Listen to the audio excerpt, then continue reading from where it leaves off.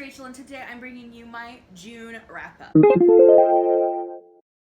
So I didn't quite do as well as I wanted in June, but I'm overall pretty happy with it considering how poor my reading has been in pretty much every wrap-up so far this year. So first, let's jump into the books that I managed to read.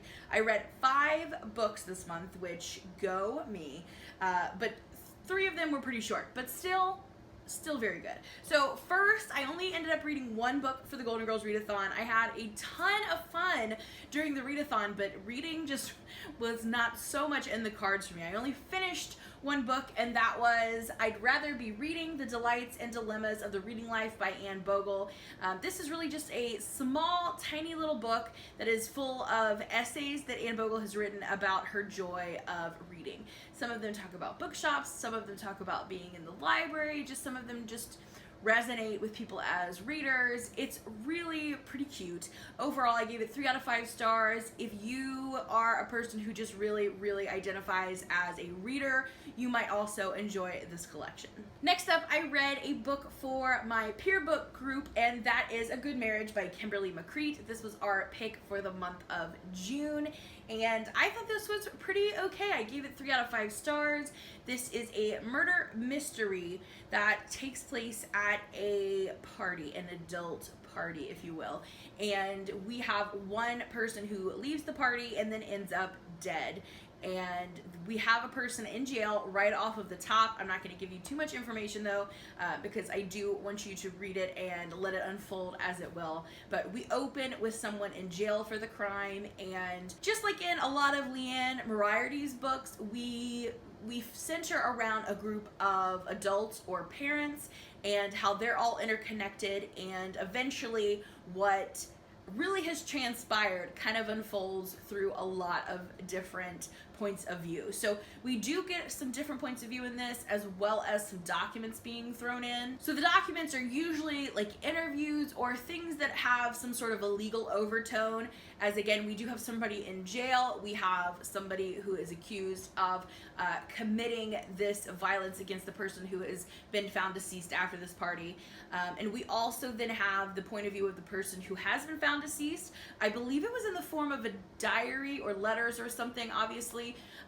But we have her perspective as well as the perspective of someone coming from more of a legal aspect after being attained as the defendant's lawyer. So like I said, we have multiple points of view. It all kind of unravels. I think if you are a fan of Big Little Liars and The Husband's Secret by Leanne Moriarty, you might like this one, so definitely consider picking it up. Next, I read Home Before Dark by Riley Sagar. This is our book club pick for the month of July, so I just got it in early, and I really enjoyed this book. I have a full review up on my channel, which I will link down below, but essentially what you need to know is this is a possible haunted house story.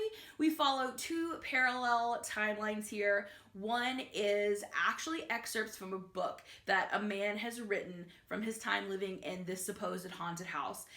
Think Amityville Horror.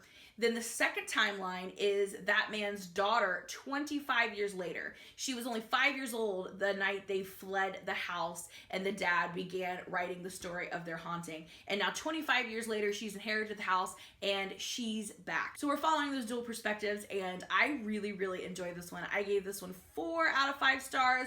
I might even go up to 4.5. I really enjoyed this one. Again, I'll leave the link to my full review down below. Next, I picked up 2 graphic novels on the very last day of the month, and the first one is The Handmaid's Tale. This is obviously the graphic novel adaptation, and the art and adaptation version is by Renee Nault, and obviously the original content is by Margaret Atwood. I saw a lot of rave reviews about the graphic novel, and the graphic novel just didn't quite work for me. I much prefer the novelization, even the series on Hulu, to the graphic novel format. It just didn't work for me. I felt like we lost a lot of like the subtle nuance that we had in the novel. I think this was a lot more like in your face and jarring, whereas the novel was haunting, you know? It didn't have the same tone. I don't know. It just didn't work for as much for me, but that's okay. It worked for a lot of people, and that's awesome. So if you are really into graphic novels and you love The Handmaid's Tale, or maybe you haven't even read The Handmaid's Tale, then maybe you should pick this up. This might be for you. not quite for me. I'll stick with the novel. And then last, I read another graphic novel as an advanced copy, and I am so glad that I read it. It's called Fangs. It's by Sarah Anderson. You may know her from her Sarah's Scribbles collection, and that's one of my favorite comic strip collection bind-ups. I love Sarah Scribbles books, and I think we're supposed to get a new Sarah Scribbles book sometime in 2020, so that's exciting as well. But this is Fangs, and I would say this is really a mix-up of the Sarah Scribbles style meets Soppy by Philippa Rice meets a paranormal twist. And essentially, it just tells the story of a vampire girl falling in love with a werewolf boy, and it's adorable. Their little cute love story is just so sweet in this collection, and I think it was funny, I think it was smart, I think it was cute and heartwarming, and I just really, really enjoyed it. So if you are a fan of the Sarah's Scribbles collection, if you read Soppy by Philippa Rice and you like a good paranormal romance, then this is definitely for you. This will be coming out later this year. I believe it's in September. I'll put the date up here on the screen somewhere that it comes out, and yes, definitely be looking out for this one because it was adorable. I gave it 4 out of 5 stars. So now that we've talked the books that I've read, let's quickly go over some of the goals. So for the year, my goals were to make 1 video every week. I totally did that.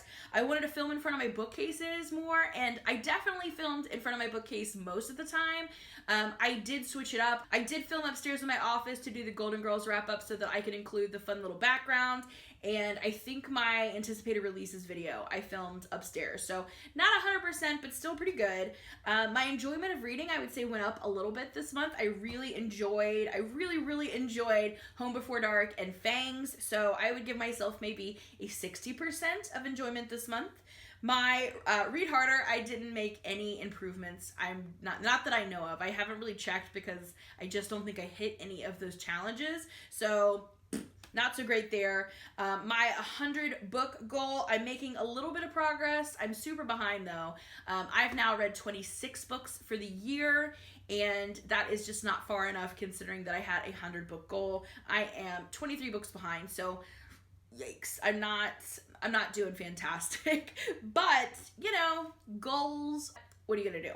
Then for book club, like I said, I'm not too focused on this goal anymore at this point, but I have actually read a good deal of book club books this month. So I'm going to go ahead and say I did awesome for book club. And my chill level, I would say, is still about 50%. I really get down on myself for not reading as much as I think I should. And in my mind, I'm like, oh my gosh, I have to read like all these books to do all these things. I need to read them all now. So in that aspect, I'm not very chill, but by the time I get to the end of the month, it's like, whatever. So I think the chill kind of balances itself out at this point.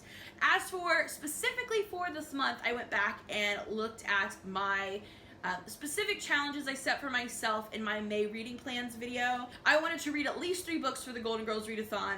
I didn't make that. I only completed 1 of the books from my original TBR, so that did not go very well. But the Golden Girls Readathon itself was a huge success. So much fun. I'm going to leave a link down below to the wrap party video if you're interested in participating in the next round of the Golden Girls Readathon. We're going to have a special edition coming in October, so definitely keep your eyes peeled for that. More details in the video linked below.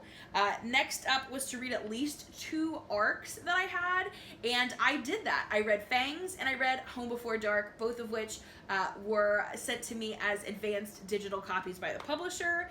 I wanted to read 3 books from my TBR.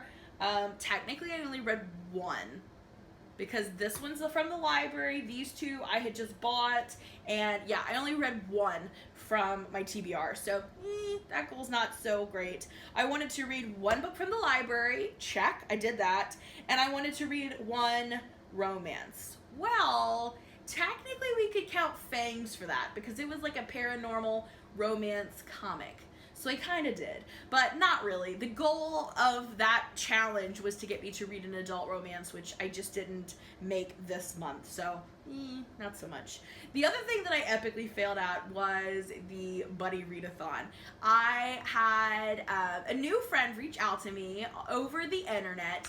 Stephanie invited me to participate with her on the Book Buddy Readathon, and I was super excited, but I totally bombed at it. I don't think I read any of the books on my TBR.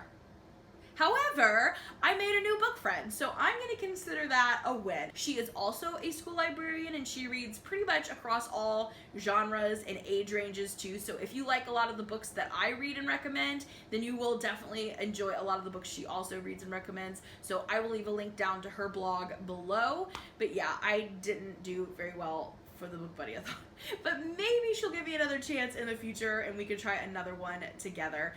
But maybe we'll get into buddy reading just in general, then that could be fun. Like I said, if you make a book friend out of it, you didn't really lose, right? So I'm still excited. And yeah, overall I would say June was okay. I read more than normal, but I didn't read as much as I wanted. I met some of my goals, but not as many as I wanted. I tried to participate in 2 readathons, and they were both interesting and had good outcomes. But, you know, again, I just didn't do as well as I wanted. So that's kind of the story of my life at this point. But July is now upon us, and it is hopefully going to be an awesome reading month.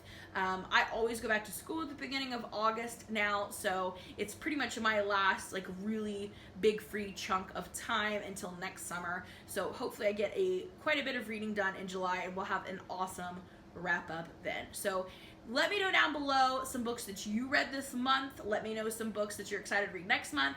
Let's talk some books down in the comments. Thank you so much for watching, and I'll see you again in another video soon. Bye for now.